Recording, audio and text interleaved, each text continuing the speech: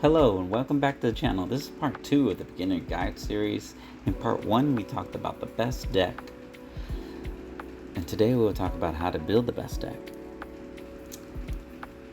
In Pokemon Pocket there's a few restrictions on deck building. Now, first of all, you can't have more than 20 cards in a deck. As you can see, you have red 21 over 20. That means there's a limit, upper limit. And also, you can only have up to 2 cards of the same name. And there's a basic Pokemon and a stage 1 Pokemon. Stage 1 evolves from basic Pokemon, and stage 2 evolves from stage 1.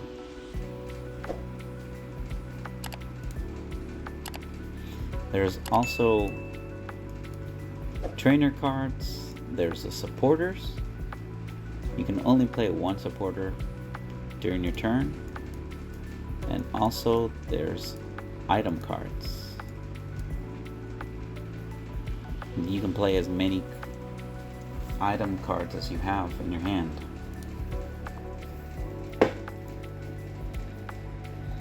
When starting off your deck building, there are 4 cards that you must have in every deck.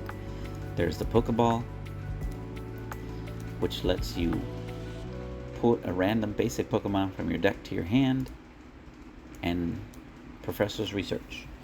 These 2 cards are so essential to the deck because they let you search out and find whatever you need. They are the draw engines of any deck, and they must have. And so anytime you're building a deck, you need to have Professor's Research and Pokeball at max 2. So with that being said, since we have 4 slots already accounted for, we need to figure out the next 16 of our deck. In Pokemon Pocket, the game board has 4 spots. You have 4 spots for Pokemon. 1 in the active and 3 bench. So there's 4 spots. And if you get KO 3, you win the game. So the max you can KO is 2.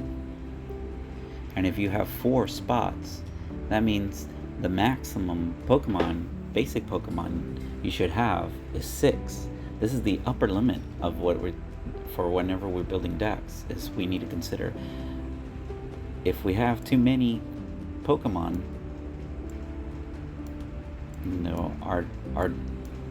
our hand is going to be full when we're playing cards, because we don't have no spots, and this is going to be a useless card. So that's why we need to have that restriction on ourselves, because it's essentially will be a dead card. This Pokemon is a dead card.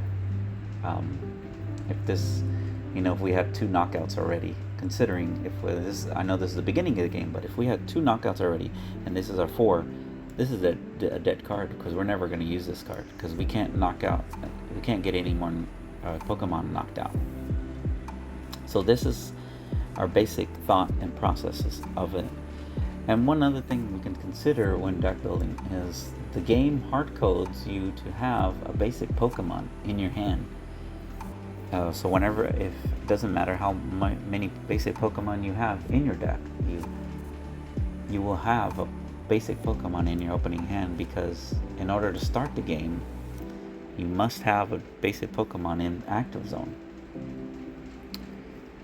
And there's no mulligans and nothing to help you draw in the beginning.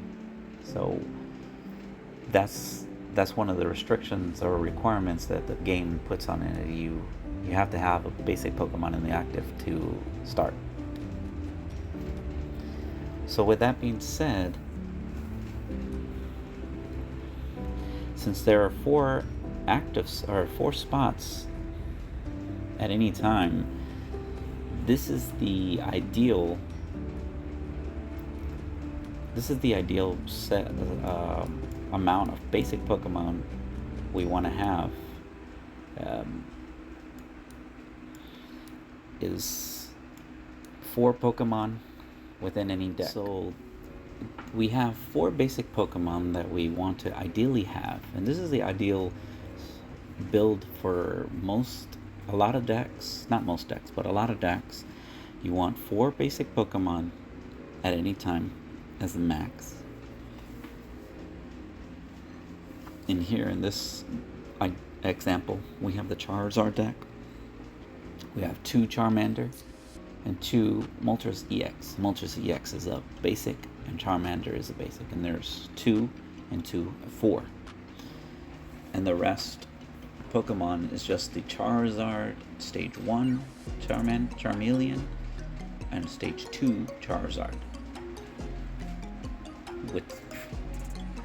With this, there's 1, 2, 3, 4, 5, 6, 7, 8 Pokemon in total. And the rest is just the trainer card. Another thing that I forgot to mention when I was talking about the deck construction about basic Pokemon is that less basic Pokemon allows for better Pokeballs. The reason is Pokeball searches for a basic Pokemon from your deck and adds it to your hand. And if you have too many, you're not going to find the one you want. But if you reduce it and have it minimalized, you will have a high chance to get the one you want. And that's what makes it the Charizard deck so consistent and easy to play. Is a Pokeball will either get a Moltres or Charmander each time. A card, Sabrina.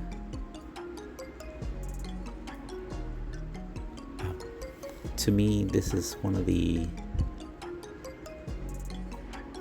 least flexible.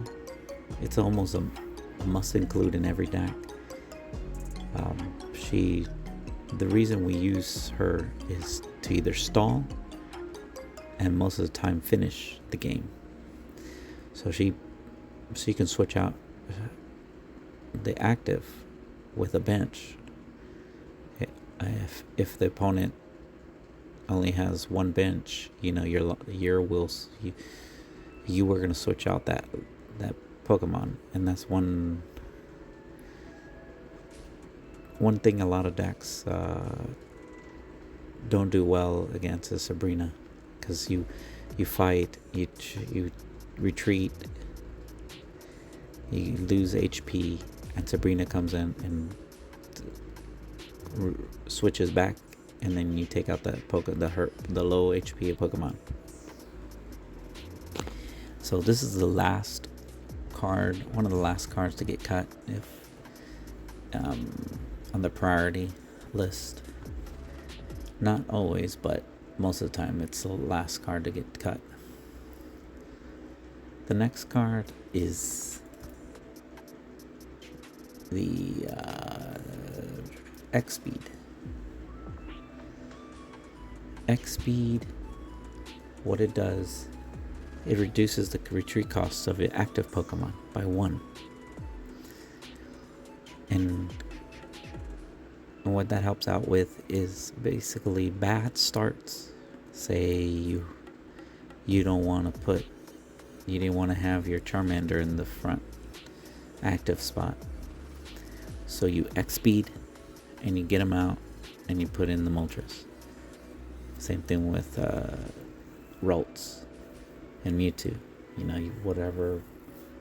Because most decks, they want an active Pokemon, and they want something to sideline to evolve and build up energy. That's their win condition. Usually the bench is your win condition. And whenever an X-Speed helps fix that problem. Another one is if you have, your Pokemon is getting low on HP, you can X-Speed out and attach off another Pokemon with energy, and you can still attack.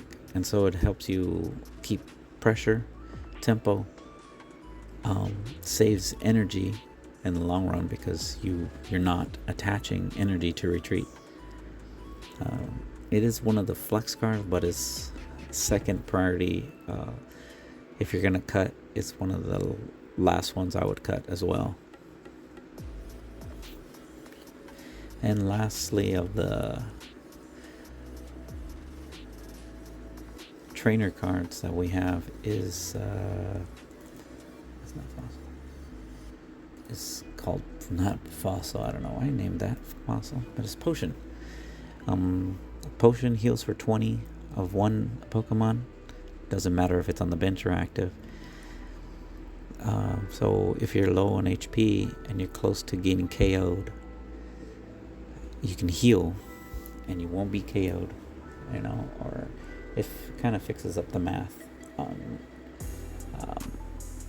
some knockouts. So it saves your Pokemon. It's a very useful card. Not going to be always used because sometimes they can just knock you out regardless of heat potions. So in that sense, it's one of the last or earliest to get cut, in my opinion. If you need to add some stuff, the potion is one of the first ones to get cut from a list. And one thing that's different from this, from the Charmander, the Charizard deck, that's different from everything else, is the fossil, Old Amber. What Old Amber is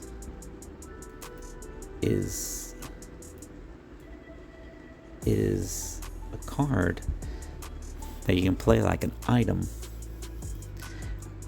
and it acts kind of like a Pokemon. You can put it on the bench. And what this does, I kind of learned this from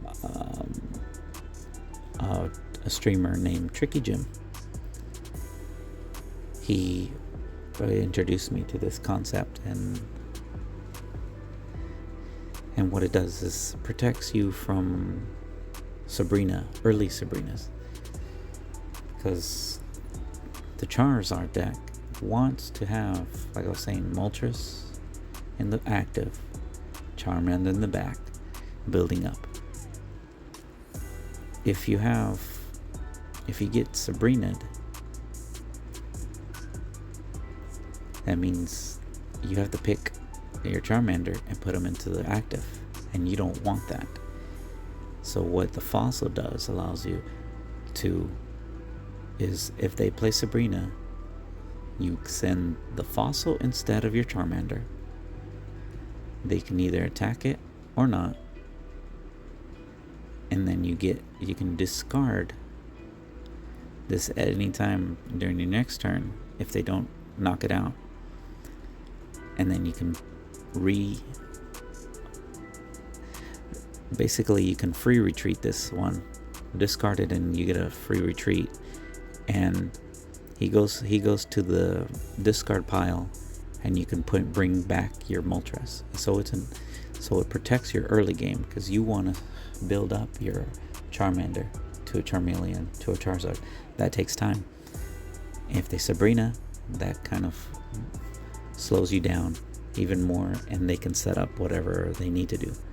And so I think this is one of the most important things for the Charizard deck, because the biggest weakness for a Charizard deck is this early Sabrina. The early Sabrina can take out your Charmeleon or Charmander before it's set up. Alright, the next deck we want to look at is the Starmie Articuno deck. So we have 2 basic Staryu, 2 stage 1 Starmie, and 2 basic Articuno EX. So total 6 Pokemon. We have 4 basic. It has the same good consistency that we're looking for. This is a typical build that we'll see. And one thing that's very annoying and also very good about the water decks is the Misty. She has the potential to win the game turn 1, because you can flip and get energy on your Pokemon and attack first turn. And if the person, because you can actually get a Blizzard on turn 1 with Articuno, and if the person, the other side, the opponent doesn't have a Pokemon, that's it, and they only have one basic Pokemon in the active, then you can lose automatically. But potentially, since you can get 80 for turn 1, you're mostly going to lose the game anyway, so you might as well. It doesn't matter if you have a strong Pokemon in the active or a lot of bench. More than likely you will lose. So she actually elevates this deck to another level of a speed. And another thing that I haven't mentioned is the red card. This is another card that is very it takes a lot of time to get to know when to use it, but if you know when to use it, you can really disrupt your opponent. Basically, you shuffle their hand into the deck and they draw 3. So if they're looking for a specific combo and you know it by this board state, then you can red card and you can shut them down.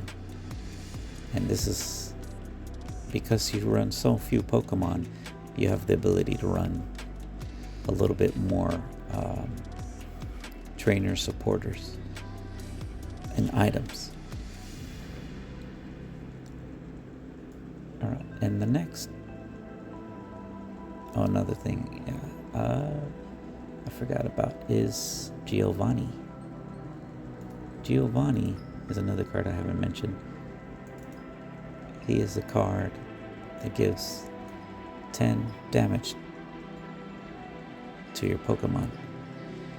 He fixes a lot of the math. So you're hitting for 90 here with Starmie, but if you play Giovanni, you're hitting for 100. And oftentimes that's the difference between winning and losing, or knocking out a Pokemon, a very important Pokemon.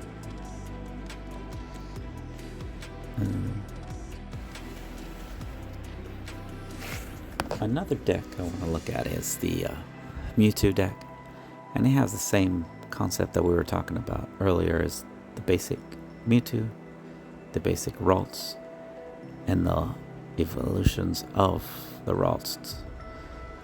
And so we have a minimal amount of Pokemon, 8 in total, and the rest is trainers. So we still have that consistency with Pokeball. You're either going to get the Mewtwo or the Ralts. And the biggest and best thing about this deck, and it's one of the better deck, is the Mewtwo is so tanky with 150 HP and is able to hit pretty early on for 50. And it also has the late game, so it has the early and the late within one Pokemon. And so that's what makes this. The next deck we have is the Pikachu EX deck.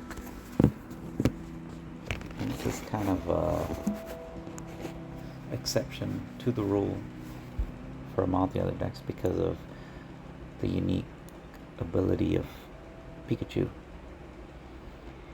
His attack does 30 damage for each of your bench electric or lightning type Pokemon. So if you have a lot of lightning Pokemon on the bench with 3 Max 3, his hits are going to be for 90. And so his build has to have more. We have to have more lightning Pokemon in order to compensate. This is one build that seems good. The Electrode helps a lot. And also the Zapdos for the late game. This is a very strong deck. It's one of the best decks as well. We also have another build for the Pikachu deck, and it is this one. This adds a different element with the Substrika. The Substrika can attack any Pokemon, bench or active, for 20. And so it's kind of like a Sabrina, or you want to attack the bench instead. So it gives you more flexibility. And because of that, Pikachu's requirement of more electric, this still is more viable, although it exceeds the 6 max that typically is needed in a deck.